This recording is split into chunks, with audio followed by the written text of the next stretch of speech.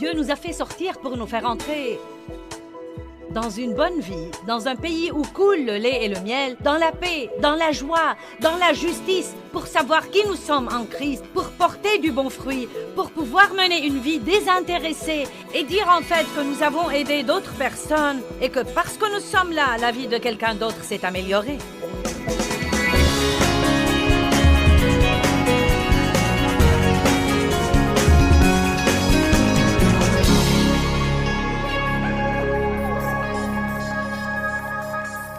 Eh bien, je vais vous enseigner sur l'obéissance ce week-end, du moins dans les quelques premières réunions.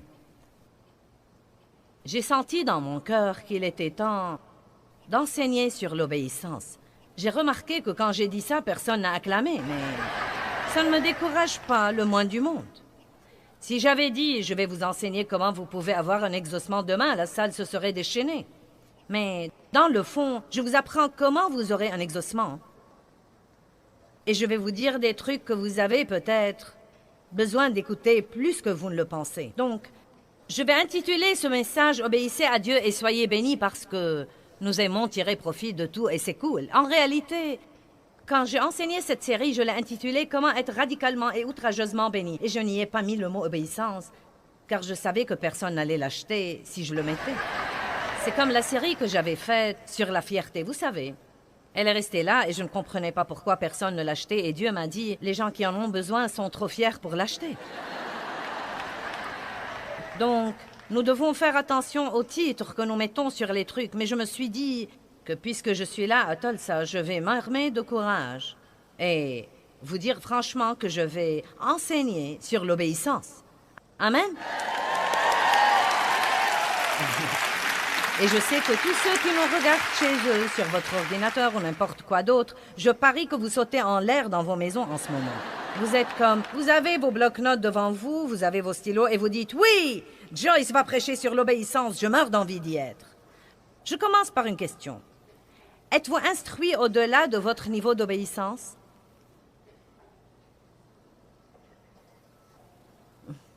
De combien d'études de Bible avez-vous besoin avant de commencer finalement à obéir?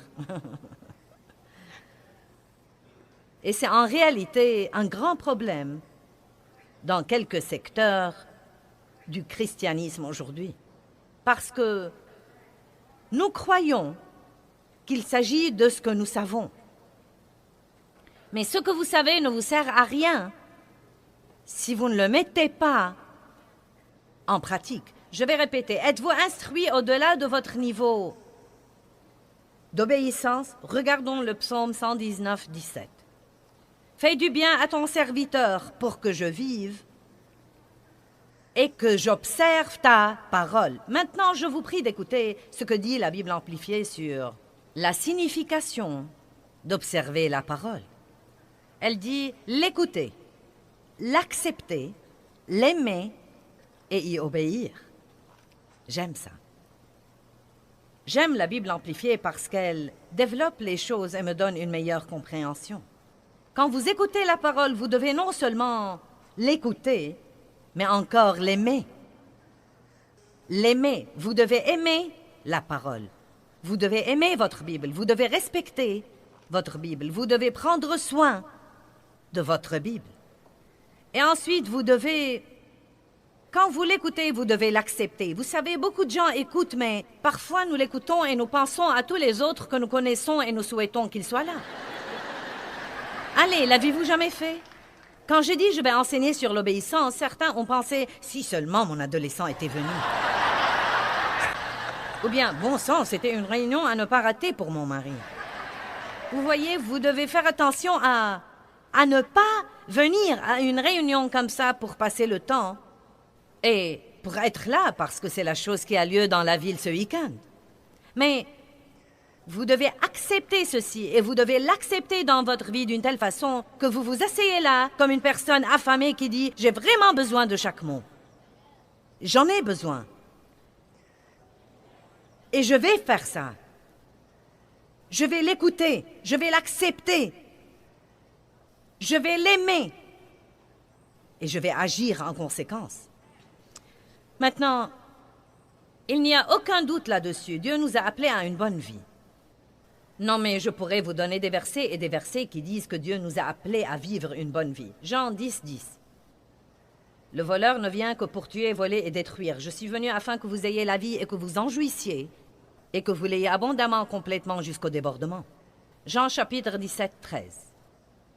Jésus dit, « Je veux que ma joie, mon allégresse, ma félicité remplissent vos âmes. » Genèse 1, 31. Dieu a créé tout ce qu'il a créé et il a dit, c'est très bon. Et je veux ouvrir une parenthèse là pour vous dire que vous avez été créés par la bonté de Dieu et que vous avez de la bonté en vous parce que Dieu est en vous. Et tant que vous croyez que vous êtes nuls, vous n'allez jamais vous élever à la vie que Jésus est mort pour vous donner. Un des plus grands problèmes que nous avons dans le monde entier, c'est la honte et les reproches et la...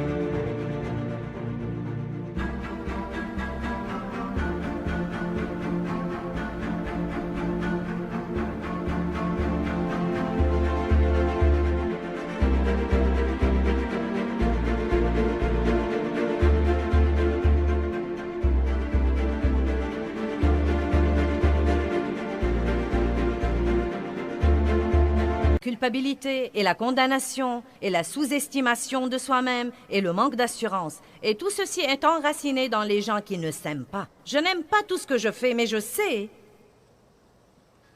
séparer qui je suis de ce que je fais.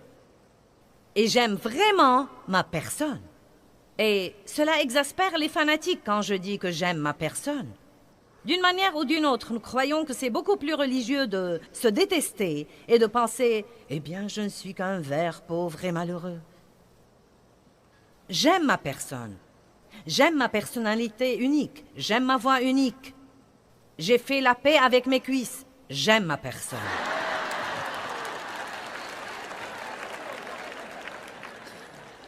Amen. Je n'ai pas l'intention de prêcher là-dessus ce soir, mais je veux vous dire tout simplement que je ne crois pas que vous puissiez avoir ce truc d'obéissance avant de vous aimer vous-même. C'est la réalité. Parce que je crois que si vous avez au-dedans de vous cette douleur, de la haine de soi-même et du rejet de soi-même, et si vous dressez toujours un inventaire de ce qui me...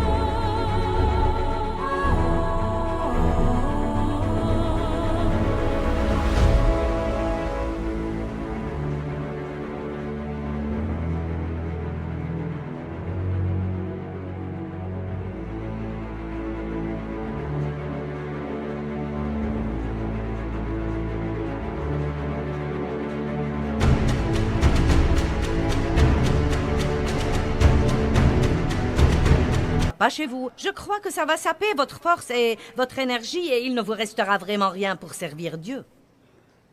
Quelqu'un est d'accord avec ça? Faites donc finalement la paix avec vous-même. Nous devons obéir à Dieu. Il veut qu'il soit obéi. Mais il nous donne le choix. J'ai mis devant toi le bien et le mal, la vie et la mort. À toi de choisir.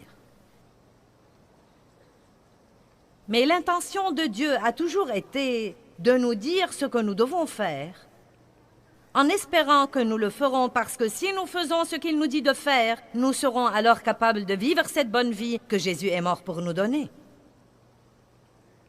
Si vous n'apprenez pas à obéir à Dieu, vous ne jouirez pas de la bonne vie.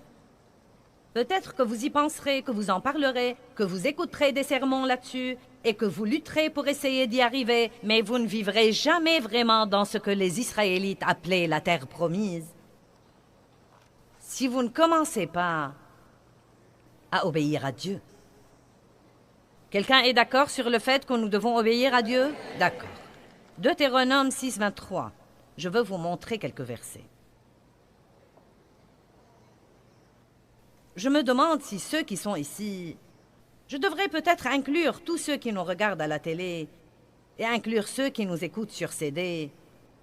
Je me demande si ceux qui nous écoutent en ce moment, je me demande quels sont leurs domaines de désobéissance.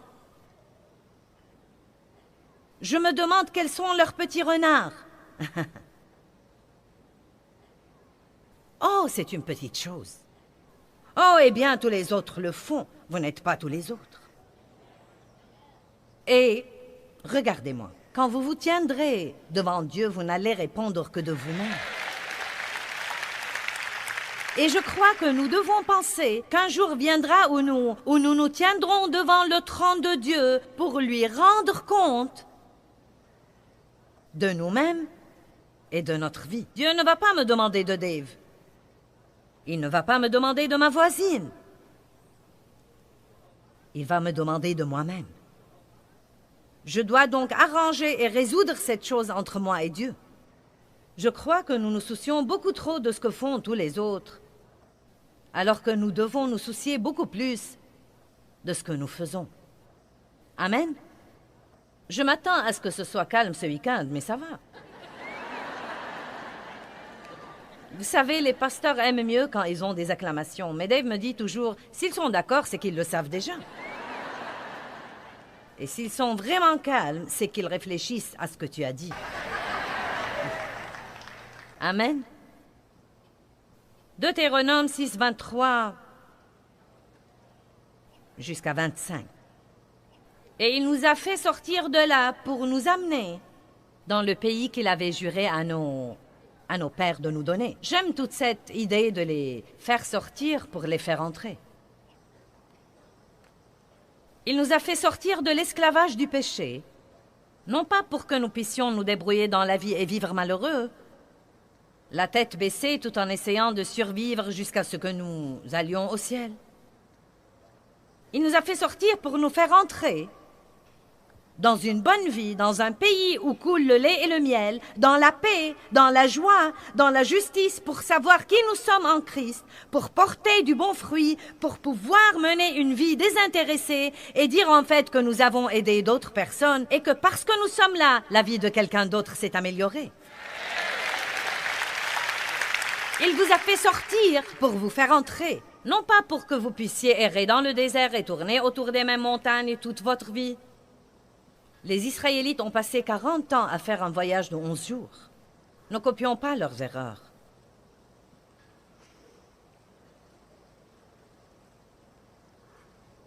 Lisons-le de nouveau. Et il nous a fait sortir de là pour nous amener dans le pays qu'il avait juré à nos pères de nous donner. Et l'Éternel nous a commandé de pratiquer toutes ses lois et de toujours craindre révérencieusement l'Éternel notre Dieu pour notre bien. Pour notre bien. Pourquoi nous dit-il de garder ses commandements? Pour notre bien. Ça ne change rien pour Dieu si nous observons ses commandements. Ça ne change rien pour Dieu si je suis obéissant.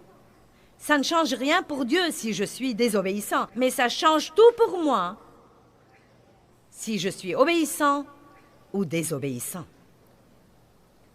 Je veux vous dire la vérité vraie.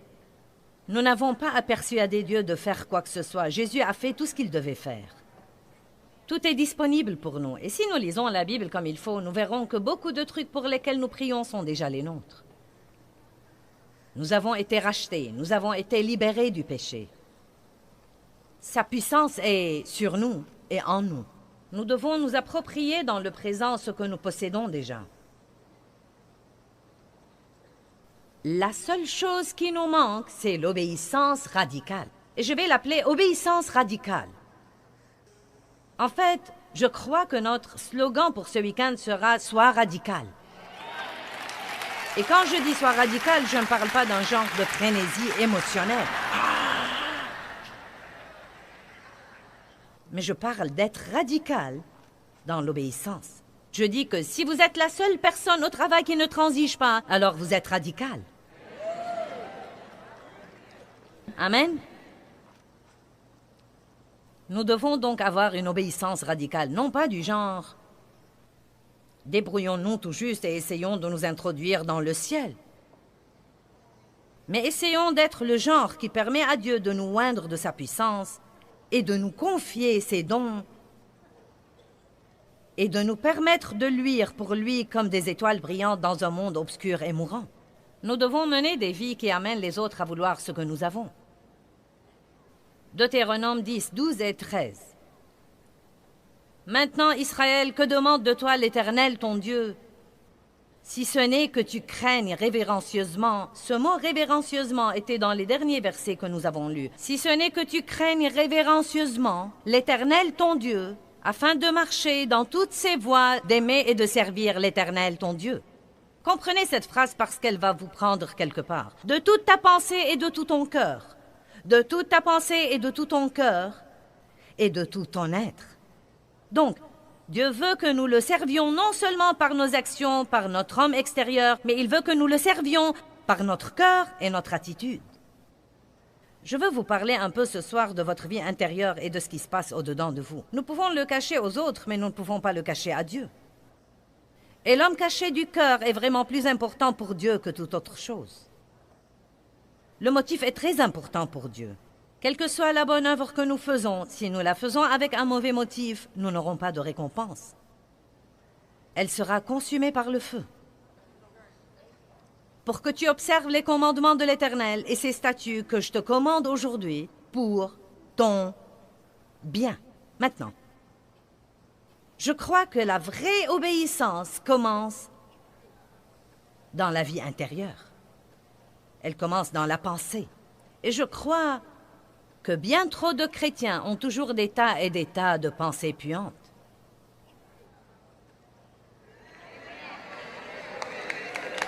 Amen. Le jugement, les critiques, la jalousie, les pensées impures, les pensées perverties, et ainsi de suite. Un homme ou une femme ne commettent pas l'adultère sans avoir d'abord de mauvaises pensées.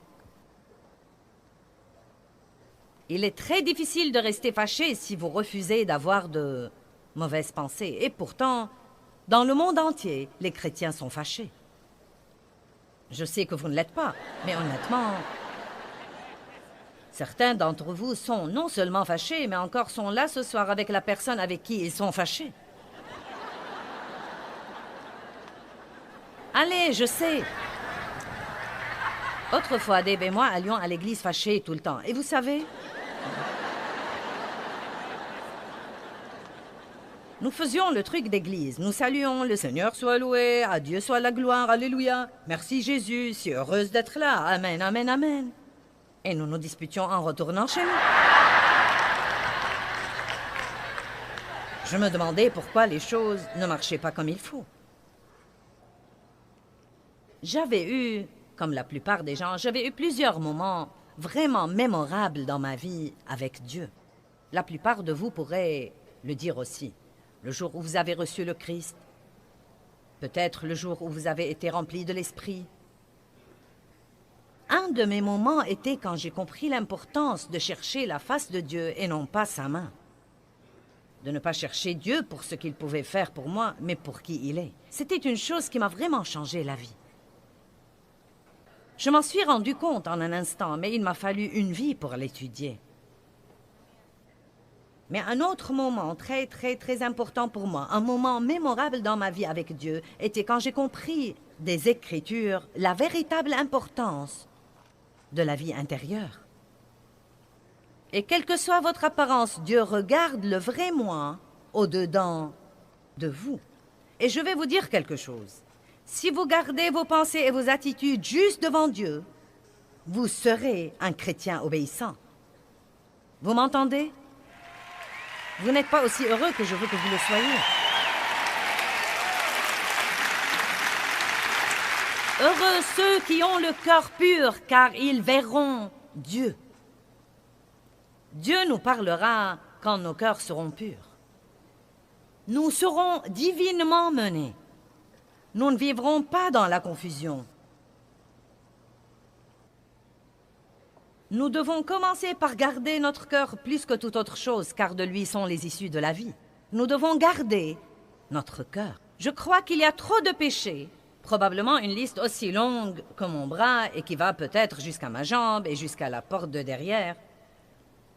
Trop de péchés que nous acceptons, tout simplement comme des péchés acceptables ou respectables. Vous savez, il y a des choses que Dieu appelle péchés, mais nous croyons que ce sont des oups ou... Eh bien, vous savez, c'est le 21e siècle. Non, mais les gens vivent ensemble aujourd'hui sans se marier. C'est le 21e siècle. Allez, maintenant, n'éteignez pas la télé. J'essaye de vous aider, je n'essaye pas de vous blesser. Vous ne pouvez pas aider les gens sans affronter leur mauvais comportement. Nous ne pouvons pas avoir des leaders qui tapotent tout le monde dans le dos et leur disent qu'ils sont merveilleux tout le temps. Nous devons parfois avertir, conseiller, réprimander, donner une fessée. Amen. Pour votre bien. Pour votre bien. C'est trop facile de rentrer dans cette routine passive de « Ah, vous savez, je sais que j'ai un problème avec ça, mais mince alors, vous savez, il y a des problèmes un peu partout. » Non, nous devons être radicaux avec le péché. Nous devons être radicaux avec la tentation. Allez, dites à la personne à côté de vous, il est temps d'être radical.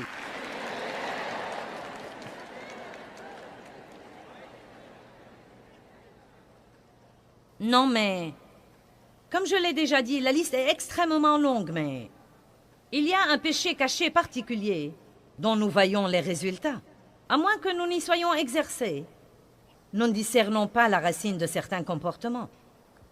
Mais un des péchés du type caché dans le cœur qui cause beaucoup de problèmes est en fait le péché de la fierté. Surtout pour les chrétiens, la fierté morale. La fierté spirituelle. Nous sommes fiers du petit peu de bon comportement que nous avons.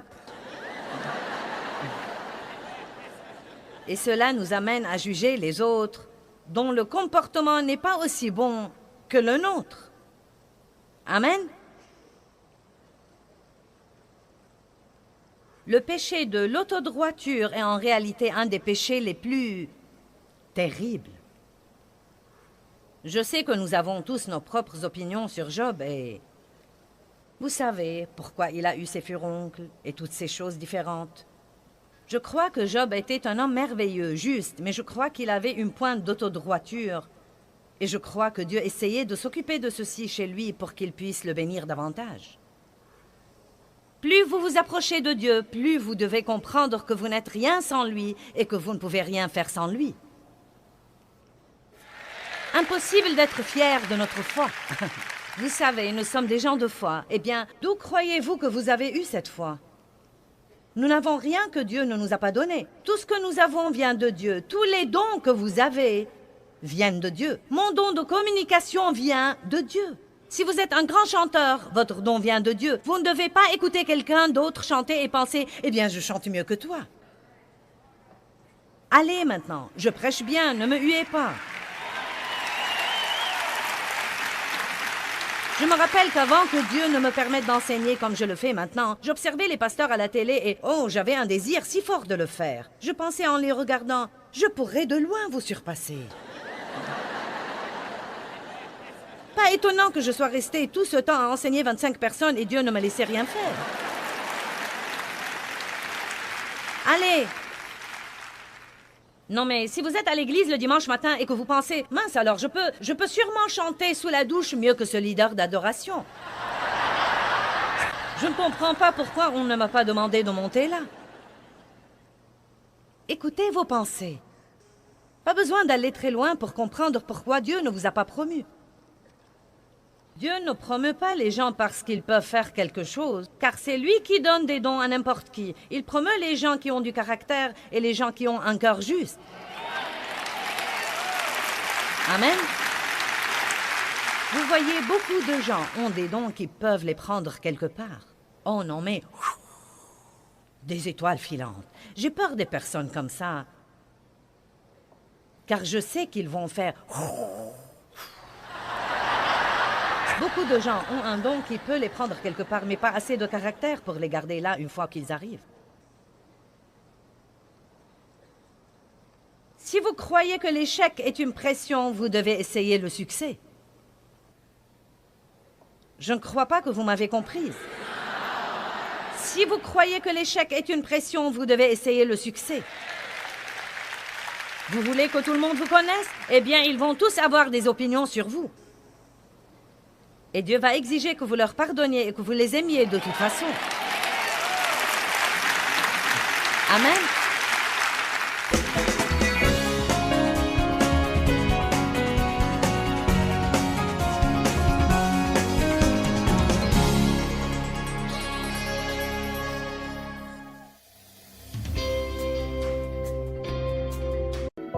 Eh bien, êtes-vous prêt à dépasser votre passé? En d'autres termes, y a-t-il des choses que vous auriez aimé ne pas avoir faites ou des choses que vous auriez aimé avoir faites et que maintenant vous n'y pouvez rien? Vous savez quoi? Il est temps de passer outre. Restez donc avec nous et apprenez à le faire.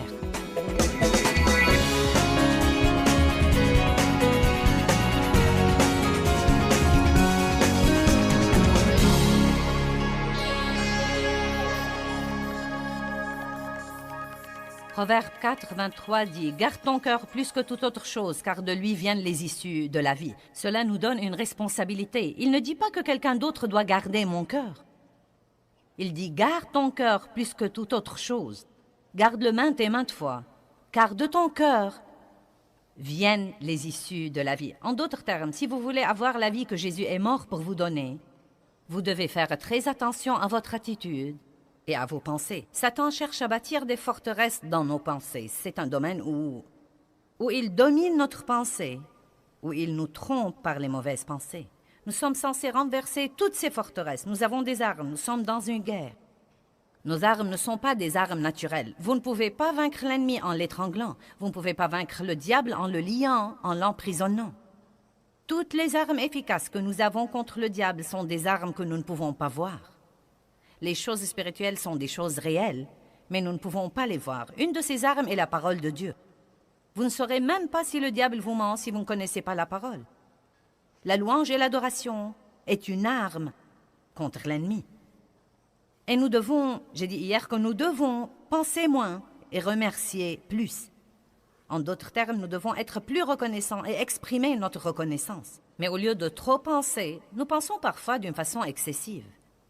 Nous pensons aux choses que nous faisons mal tous les jours et nous oublions de remercier Dieu pour la grâce qu'il nous a donnée pour bien faire peut-être 150 choses. Nous pensons aux 2 choses que nous n'aimons pas dans notre vie et aux 2 choses qui nous exaspèrent chez une personne avec qui nous sommes en relation et nous oublions de remercier Dieu pour toutes les autres choses qui sont positives et qui sont bonnes. La prière est une arme spirituelle. Le Seigneur m'a dit la semaine dernière une chose très intéressante pendant que je priais. Il y a un verset dans l'Évangile de Jean où Jésus demande 3 fois à Pierre, « Pierre, m'aimes-tu? Pierre, m'aimes-tu? Pierre, m'aimes-tu? » Et évidemment, il essayait de lui dire quelque chose. Eh bien, si tu m'aimes, il va y avoir des sacrifices que tu seras obligé de faire et tout ne va pas toujours marcher à ton idée. Es-tu donc sûr que tu m'aimes vraiment? Eh bien, je priais et le Seigneur m'a dit, « Joyce, crois-tu vraiment à la puissance de la prière? » « Oui, Seigneur. » Puis il a répété, « Crois-tu vraiment à la puissance de la prière? » Eh bien, oui. Joyce, crois-tu vraiment à la puissance de la prière? Au moment où je l'ai entendu me le dire 3 fois, j'ai su que le Seigneur essayait de me dire que la prière est probablement beaucoup plus puissante que nous ne le croyons et que nous ne le comprenons. La prière devrait toujours être notre première ligne de défense. Et si nous croyons vraiment, vraiment, vraiment à la puissance de la prière, comme nous aimons penser que nous croyons, nous n'essayerons pas tout ce que nous pouvons essayer avant de dire « Je crois qu'il n'y a plus rien que je puisse faire à part la prière ». Donc là, encore, quand un problème se pose dans notre vie, nous devons penser moins et prier plus, car ce que nous faisons, c'est que nous essayons de le résoudre en raisonnant. Nous entrons dans notre pensée et nous essayons de trouver ce que nous pouvons faire pour résoudre ce problème. Et la vérité est que si l'Éternel ne bâtit la maison, ceux qui la bâtissent travaillent en vain.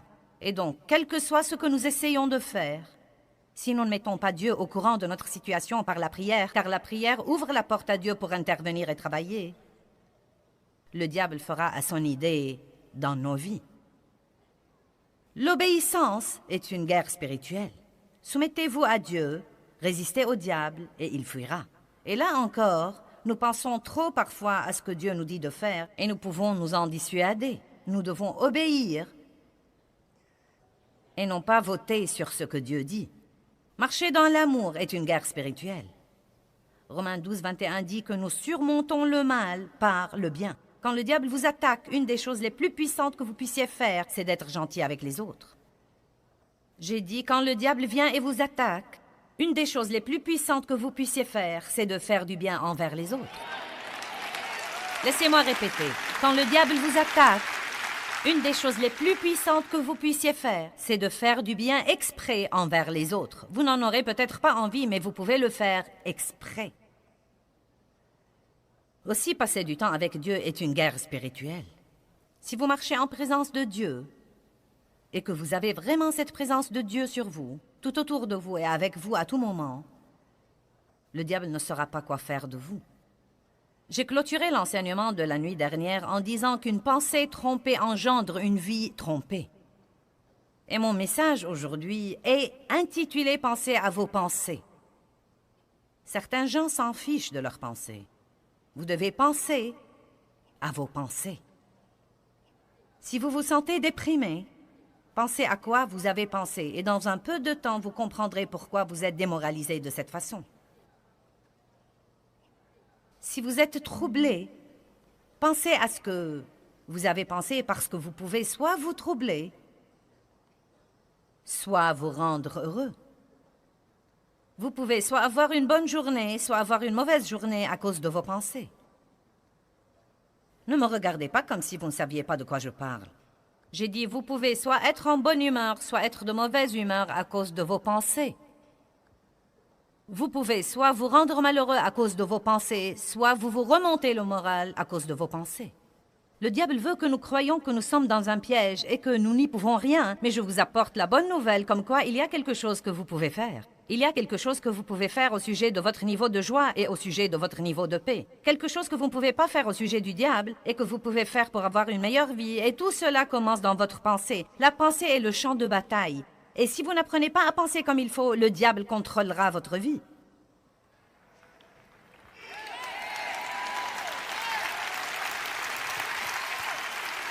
Une pensée trompée engendre une vie trompée. Qu'est-ce que la tromperie? La tromperie veut dire que le diable vous ment et que vous le croyez.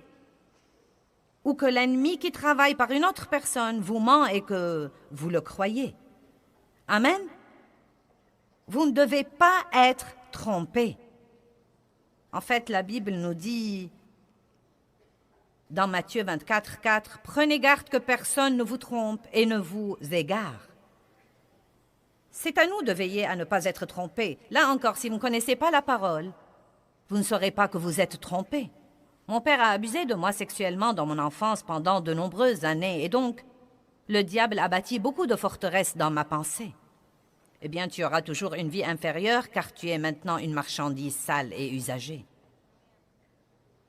Puis j'ai découvert là-dedans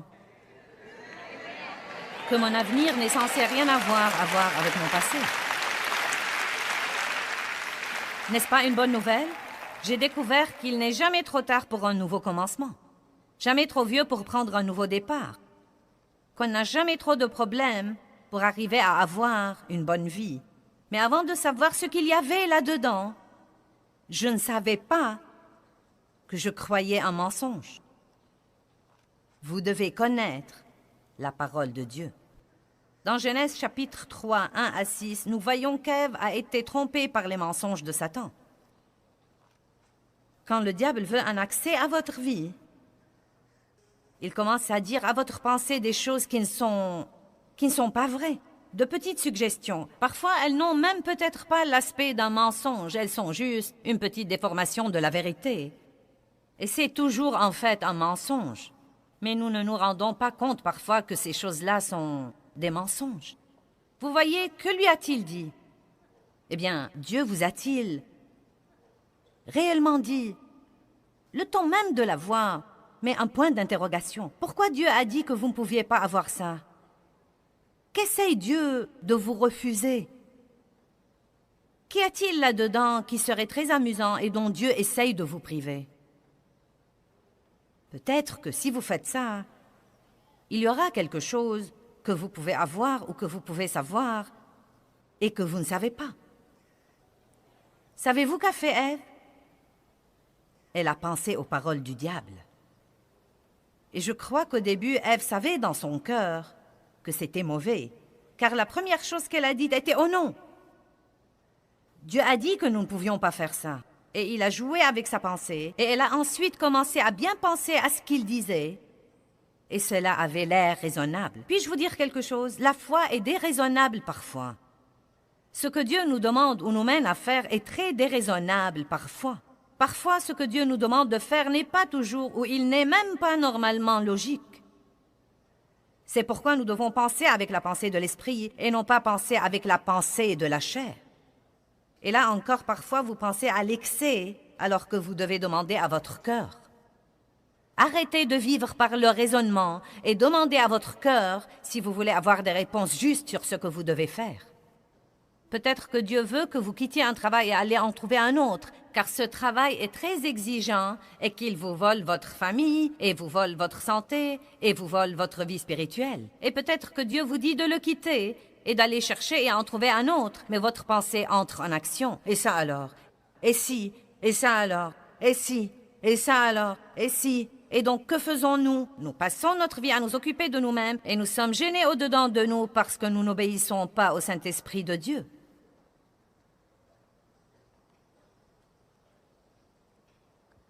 Laissez-moi vous dire quelque chose. Votre destinée ne sera jamais accomplie si vous n'apprenez pas à être mené par le cœur et non pas la tête. Car croyez-moi, Dieu m'a dit de faire des tas de choses qui étaient illogiques pour ma tête.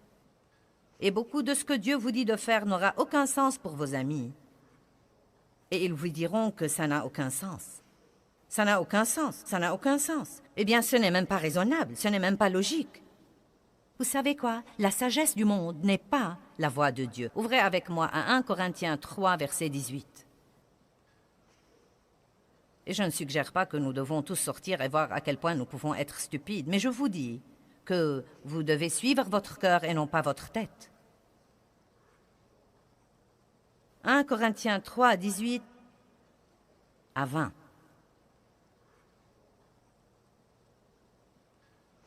Verset 18. Que nul ne s'abuse lui-même. J'aime vraiment ça. Que nul ne s'abuse lui-même. Si quelqu'un parmi vous se croit sage à la manière de ce monde, qu'il devienne fou, qu'il renonce au discernement de la chair et qu'il reconnaisse qu'il est ennuyeux, stupide, idiot, sans savoir ni vraie connaissance, afin de devenir vraiment sage. Maintenant, savez-vous ce qui trompe beaucoup de gens? La connaissance de ce monde. Et je ne dis pas de ne pas s'instruire, mais soyez aussi assez sage pour savoir que tout ce que vous lisez dans un livre n'est pas vrai et que tout ce qu'un enseignant vous dit n'est pas vrai. On n'enseigne pas la création à l'école. On n'enseigne pas la foi à l'école. On n'enseigne pas la croyance en Dieu à l'école. Nous avons deux sources de sagesse. La sagesse du monde et le livre le plus sage qui ait jamais été écrit. Et je sais qu'il est vrai. Vous savez comment je sais qu'il est vrai? Parce que ceci marche et cela ne marche pas. Tout ce que vous devez faire, c'est de regarder tous les gens qui suivent la sagesse du monde en ce moment et vous voyez ce qui arrive réellement dans notre société. Tout se détruit. Mais la Bible dit que ceux qui croient la parole de Dieu et qui marchent dans la justice brilleront dans l'obscurité comme les lumières brillantes et comme des étoiles et des phares. Amen. Nos vies devraient toujours refléter la vérité de la parole de Dieu. Et tout ce que vous devez faire, c'est de marcher dans la parole de Dieu. Et dans peu de temps, les gens commenceront à voir une immense différence entre vous et tous les autres, que vous n'aurez même pas besoin de leur casser les oreilles avec votre Bible pour accepter le Christ. Ils viendront à vous et voudront savoir ce que vous avez et qu'ils n'ont pas.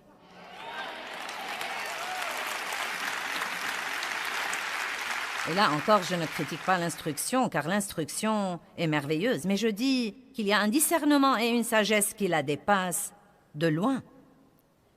Verset 19, « Car la sagesse de ce monde est folie, absurdité et stupidité devant Dieu, car il est écrit, celui qui prend les sages dans leur propre ruse. Et encore, le Seigneur connaît les pensées et les raisonnements des sages humainement, et c'est dans sa sagesse qu'ils sont vraiment vains. » Vous savez, l'une des choses très trompeuses, c'est de penser que nous savons tout.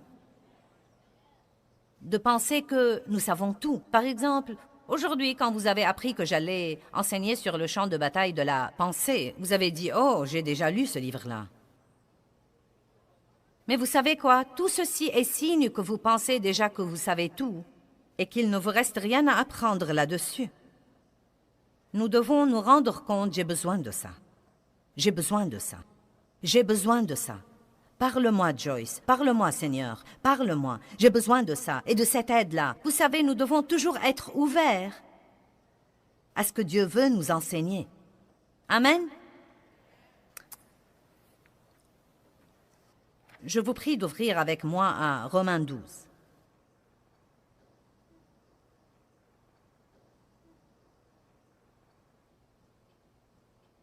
C'est probablement un des premiers versets que tout nouveau chrétien devrait apprendre et comprendre. Romains 12, 2. Ne vous conformez pas à ce monde, mais soyez transformés. Transformer veut dire changer de fond en comble. Soyez transformés par le renouvellement complet de votre pensée. Transformés. Quand quelqu'un est régénéré, la Bible dit, si quelqu'un est en Christ, il est une nouvelle créature. Les choses anciennes sont passées, voici toutes choses sont devenues nouvelles spirituellement parlant.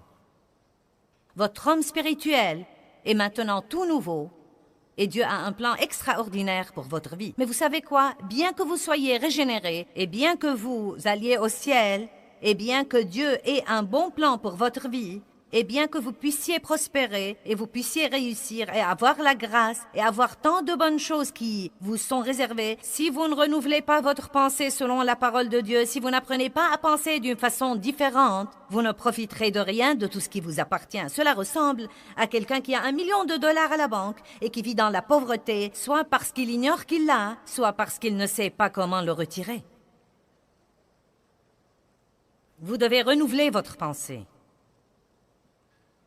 Vous ne devez pas être désespéré, vous ne devez pas être déprimé. Ce n'est pas parce que vous vous sentez déprimé que vous devez rester déprimé. Ce n'est pas parce que vous avez commis une erreur que c'est la fin du monde. Vous n'êtes pas dératé parce que vous échouez. Vous devenez dératé quand vous arrêtez d'essayer. Mais vous voyez, ce n'est que quand j'ai commencé à lire la Bible que j'ai appris toutes ces choses-là. Alléluia.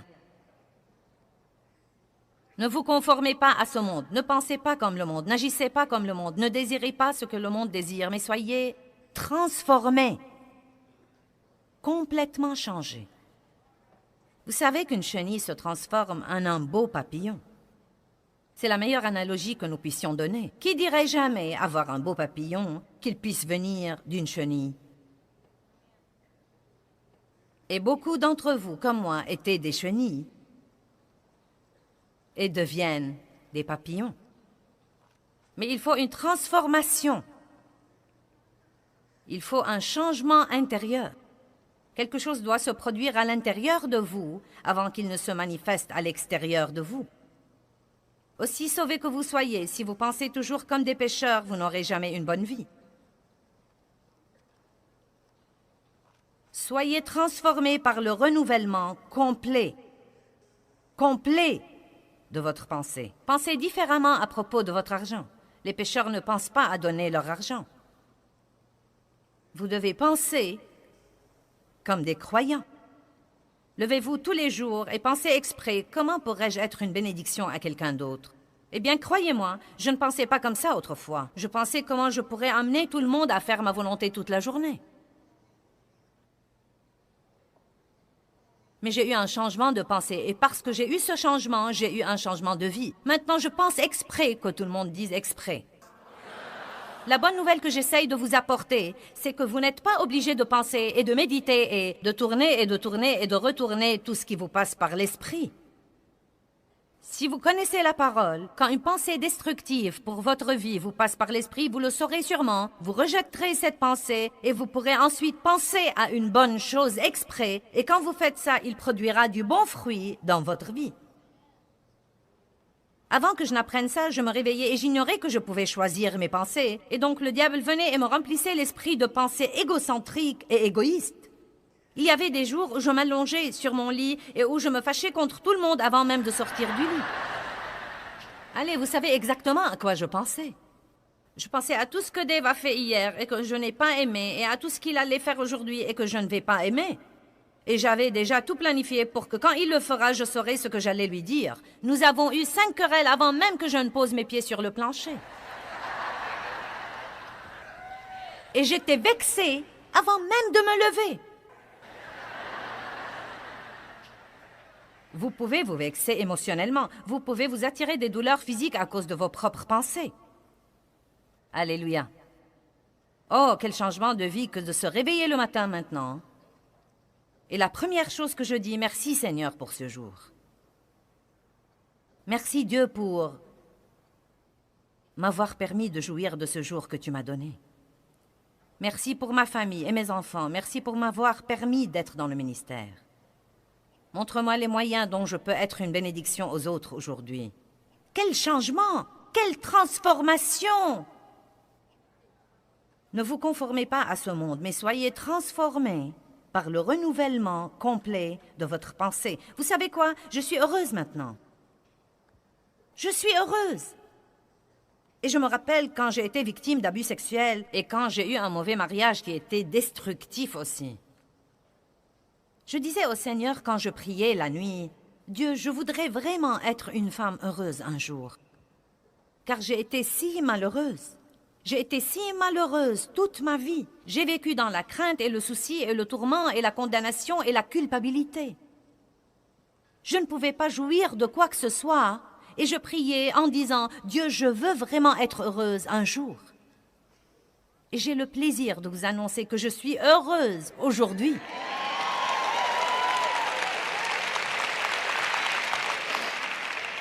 Et je suis même plus contente de vous annoncer que mon bonheur n'est pas basé sur les circonstances. Parce que ce n'est pas vraiment le bonheur, c'est la joie du Seigneur. Mais vous savez quoi? Je pourrais m'attirer une mauvaise humeur par mes pensées. Non, mais je pourrais littéralement aller m'asseoir là, et si je décidais de penser à de mauvaises choses pour 30 ou 40 minutes, non, mais je pourrais honnêtement piquer une crise à cause de mes pensées. Je pourrais avoir une mauvaise attitude à cause de mes pensées et me fâcher contre tout le monde et vouloir les gronder. Je ne supporte plus ces trucs-là. Tout le monde ne fait que m'exploiter et tout le travail ici, c'est moi qui le fais.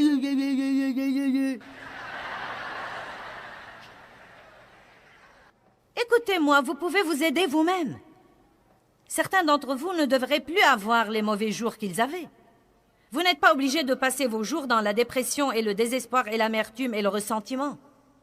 Mais si vous continuez à vivre en attendant qu'une chose miraculeuse se produise quelque part, ou qu'un autre pasteur célèbre arrive en ville et vienne vous saluer de sa petite main chaude, je suis là ce soir pour vous dire la vérité. Vous pouvez résoudre vos problèmes en prêtant attention à la parole de Dieu et en l'appliquant à votre vie. Mais rien ne changera dans votre vie si vous ne changez pas votre pensée. Si vous avez des pensées puantes, vous aurez une vie puante. Laissez-moi le dire à nouveau et vous le faire comprendre. Je dois répéter ceci plusieurs fois parce que c'est une nouvelle, toute nouvelle pour nous parfois. Croyez-moi, vous ne devez pas penser à tout ce qui vous passe par la tête. Vous pouvez détruire ces pensées-là. Vous pouvez dire non et vous pouvez aussi exprès remplir votre pensée de quelque chose de bon. Vous pouvez penser à ce que vous voulez vraiment penser.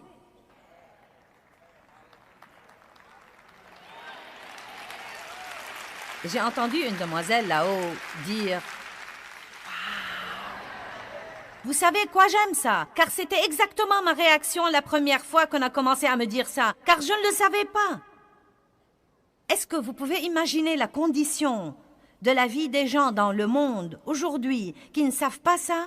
Et savez-vous combien ça me chatouille de savoir qu'il y a des millions et des millions de gens qui regardent ceci à la télévision et qui ne savaient pas.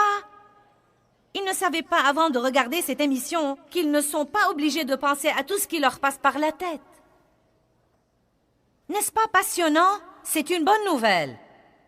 Je peux penser ce que je veux penser et le diable n'y pourra rien. Il ne pourra pas me contrôler si je ne le laisse pas contrôler ma pensée. Voilà le problème. Je ferais bien de vous dire quel est le problème. Voilà le problème. Nous avons des mauvaises habitudes dont nous devons nous débarrasser. Nous sommes complètement indisciplinés sur ce plan. Il faut que nous travaillions diligemment avec le Saint-Esprit pour une période de temps systématiquement. Ce n'est pas parce que vous avez entendu ce message aujourd'hui que vous êtes supposé rentrer chez vous et ne jamais avoir une bataille avec votre pensée. Il va falloir combattre, combattre, combattre, combattre, combattre, combattre. Et c'est tellement mieux de combattre pour votre vie et pour votre victoire que de combattre tout le temps le diable qui essaye de vous tuer.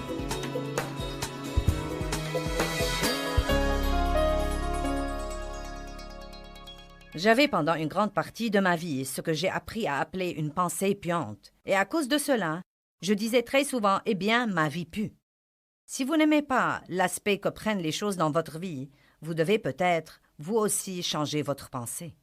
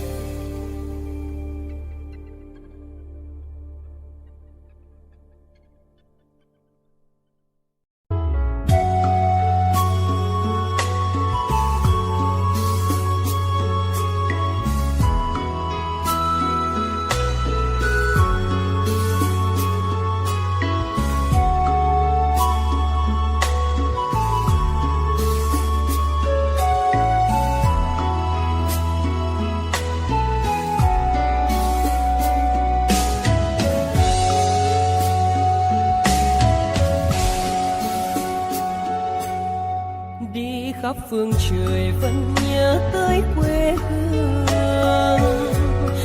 Người về đây thăm làng trù quê mẹ và làng sen quê cha, xúc động bồi hồi người rơi giọt lệ, thương mái nhà tranh thương đất mẹ nghèo.